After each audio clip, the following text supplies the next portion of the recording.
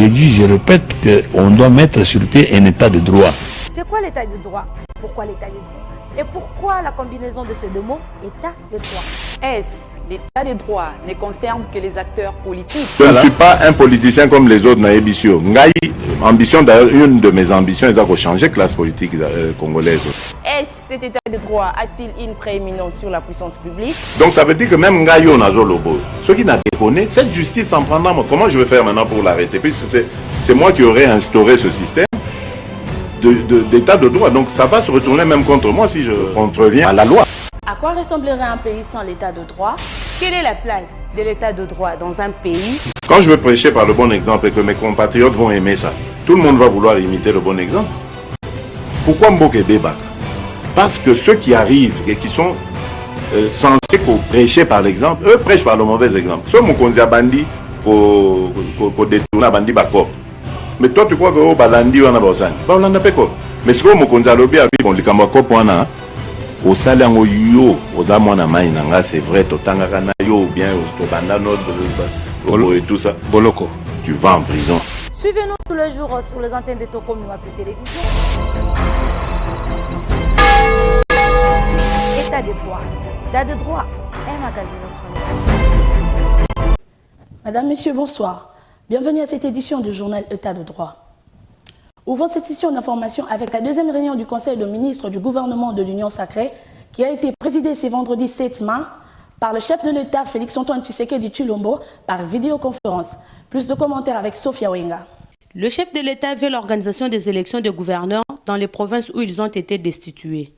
C'est ce qui ressort de la réunion du Conseil des ministres tenue vendredi 7 mai dernier par vidéoconférence. Préoccupé par l'instabilité au sommet de certaines des institutions provinciales, caractérisée par la déchéance de certains gouverneurs des provinces et des conflits permanents entre les gouverneurs et les assemblées provinciales, le président de la République a chargé les vice-premiers ministres, ministres de l'Intérieur, Sécurité, Décentralisation et Affaires coutumières, de faire appel à la Commission électorale nationale indépendante CENI pour procéder à l'organisation des élections des gouverneurs dans les provinces concernées.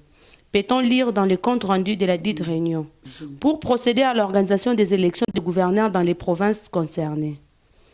Le chef de l'État a aussi chargé le ministre de l'Intérieur, Sécurité, Décentralisation et Affaires coutumières d'organiser par la suite des séminaires réunissant les assemblées provinciales ainsi que le gouverneur pour trouver un modus operandi qui apporte la stabilité dans les provinces. Dans plusieurs provinces, les gouverneurs ou leurs vices ont été destitués par leurs assemblées provinciales respectives. Citons notamment le Kasaï oriental de Jean Maweja ou encore la Tanganyika de Zoé Kabila, mais aussi la capitale Kinshasa où le vice-gouverneur Neron Mbungu a été déchu. De gros poissons seront bientôt dans les filets de l'inspection générale de finances, annonce des sources de la structure attachée à la présidence de la République. Suivez cet élément. Fini les privilèges des poursuites pour les uns et les immunités pour les autres. Place à la justice. La liste, elle est longue. Désormais, personne n'échappera à Gilles Alinguete. L'étau se resserre autour des anciens ministres Ilukamba, anciens chefs de corps, gouverneurs et mandataires publics, d'après les missions d'enquête de l'IGF.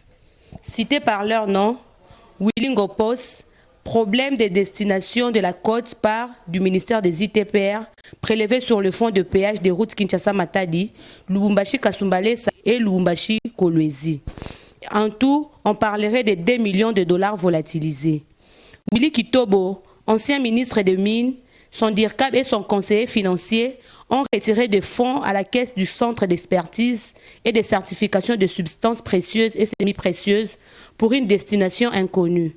Willy Bakonga, malgré en détention, serait encore visé par un autre dossier de détournement des fonds de la mutuelle de santé des enseignants, une affaire de 3 millions de dollars.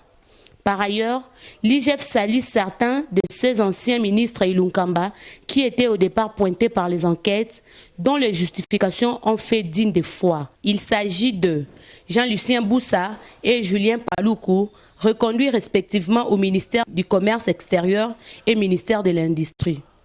Du côté directeurs généraux des entreprises publiques qui seraient en phase d'être inquiétés par les enquêtes judiciaires, Désiré Balazire, DG du Congo Airways, Georgine Selemani, DG AI du Foner, Célestin Pierre Issassi Tabou, DG de l'OCC, Théophile Matonde, DG du BSECO, Maurice Tikouya, DG de l'INPP, Franklin Mabaya, DG de la STTP ex-ONATRA, Jean Bosco Kayombo, DG de la SNEL, Clément Moubiaï, DG de la Régie des eaux, Jean-Félix Moupande Kapwa, DG du cadastre minier.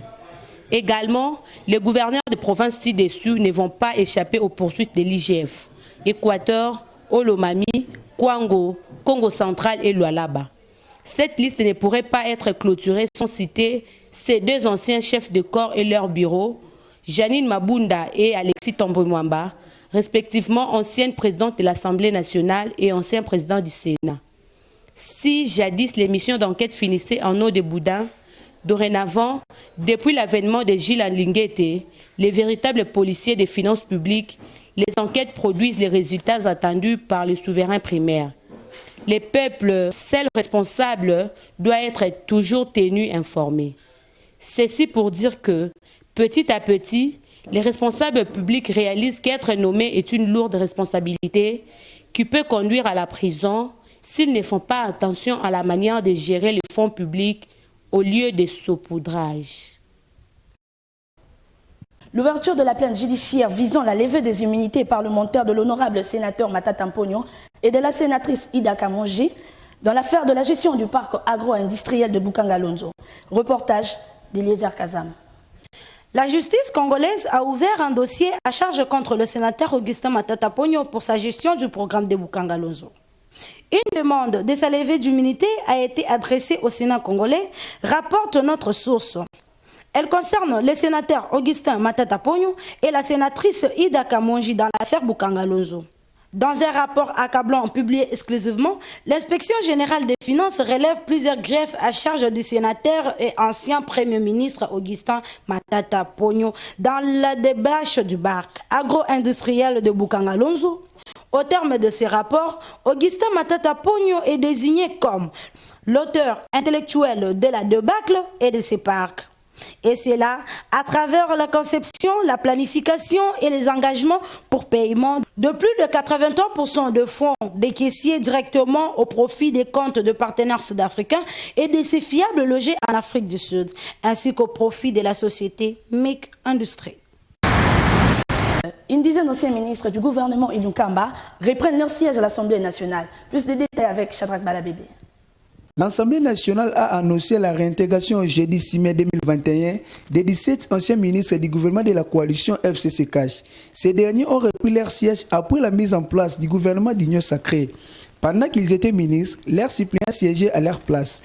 D'après les rapporteurs de l'Assemblée nationale qui avaient lu le nom de ces derniers députés nationaux, il s'agit entre autres de Agé Matembo, Bialusu Kawata, Bokele Manouaka Innocent, Ilungankulu Nene, Thomas Lowaka, Lutundula Okito Didier, Mambeke Jabodouin, Mbika Steve, Mikulu Pombogi, Minembo Élysée, Ngoïmou Kena, Nkousudeo, Nyamugabo Claude, Raymond Cheda et enfin Koulumba Justin.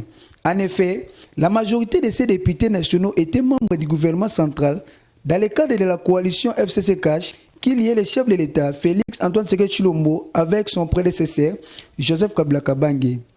À la suite de la crise persistante entre les deux partenaires, le président Félix Tshisekedi avait, en date du 6 décembre 2020, décidé de mettre fin à cette coalition au profit d'une nouvelle dynamique appelée Union Sacrée. C'est depuis le 26 avril dernier que le nouveau gouvernement dirigé par Jean-Michel Samalukonde Kyenge est investi à l'Assemblée nationale et à l'heure actuelle, ils sont déjà à l'œuvre. La destitution de Zoé Kabila, gouverneur de la Tanganyika, plusieurs députés ont réagi par rapport à cette déchéance. Suivez cet élément de Souferinga. Des réactions ne cessent de tomber suite à la destitution du gouverneur de la Tanganyika, Zoé Kabila, jeudi 6 mai 2021. Geneviève Inagosi, membre du FCC, a déploré cet acte à l'ère de l'état de droit. Dans un état qui se dit de droit, des choses pareilles ne peuvent pas être tolérées. La procédure est illégale, a fait savoir la députée nationale, en affirmant ne pas être contre les reproches faits à l'exécutif du Tanganyika. Entamer une procédure de destitution en l'absence du concerné va à l'encontre du droit et demande par ailleurs la réhabilitation du gouverneur déchu. À son tour, le député national Claudel André Loubaya Il fallait permettre au gouverneur déchu par l'Assemblée provinciale de présenter ses moyens de défense. Car le droit à la défense est un principe clé de l'état de droit qui exclut l'arbitraire, a-t-il dit. Signalons par ailleurs que le PPRD va saisir la justice pour la destitution de Zoé Kabila. Restons toujours dans le même chapitre. Le député national Moïse Nyamugabo a réagi suite à la destitution du gouverneur de la Tanganyika. Suivez cet élément d'Eliezer Kazam. Retenir un gouverneur à Kinshasa, faire passer la motion sans réponse aux questions, ni moyen de défense aux accusations et une atteinte aux droits fondamentaux, déplore le député national Moïse Nyarugabo. Le premier vice-président du Rassemblement congolais pour la démocratie reste tout de même optimiste que la Cour constitutionnelle va les réhabiliter, comme pour tout autre. Sinon, l'état de droit est en danger, a-t-il alerté. L'artiste musicien Fally Ipupa en appelle contre le verdict lui rendant coupable de dommages et intérêts sur la chanson Lokuta Monene de M. Sadiki Mukwandila. Hier, jeudi 6 mai 2021, l'artiste musicien Fally Ipupa a fait appel de la condamnation pour utilisation sans autorisation de la chanson Lokuta Monene.